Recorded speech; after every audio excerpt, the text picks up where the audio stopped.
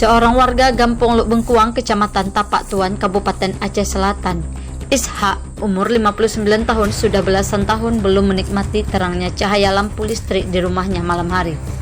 Ironisnya, selama ini Ishak yang sehari-hari bekerja mengumpulkan kayu bakar untuk keperluan rumah makan di pusat kota Tapak Tuan itu hanya mengandalkan pelita di saat malam hari.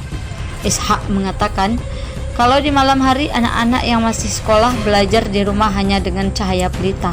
Selain tidak adanya jaringan listrik, kondisi jalan menuju keluar dan dari rumah Ishak hanya jalan tikus. Jika musim hujan, jalan tersebut becek dan berlumpur. Jika musim hujan, anak-anak Ishak kalau pergi dan pulang sekolah terpaksa mengangkat roknya untuk menghindari lumpur.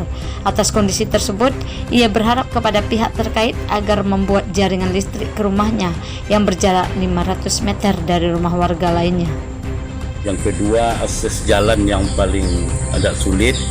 Lebih-lebih kalau hujan, anak-anak saya tuh harus buka rok atau buka celana dulu. Nanti kalau sudah sampai ke tempat yang barulah kita pakai kembali. Itu di sekolah kan? Dan juga penerangan juga.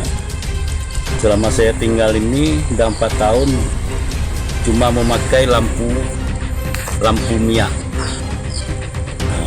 Jadi kadang-kadang disitulah kesulitan selama ini yang saya keluhkan. Ini untuk anak sendiri berapa? 3 orang. 3 orang ya? Yang sekolah? Yang sekolah 2.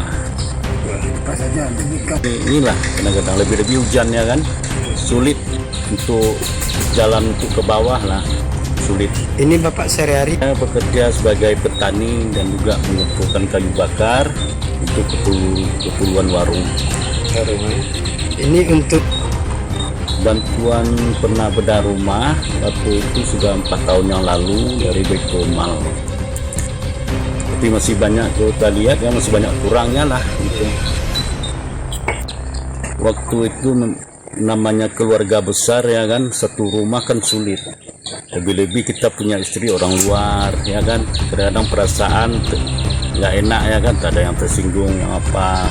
Makanya kebetulan ada pembagian sedikit dari orang tua, saya bikinlah pondok-pondok di sini pertama.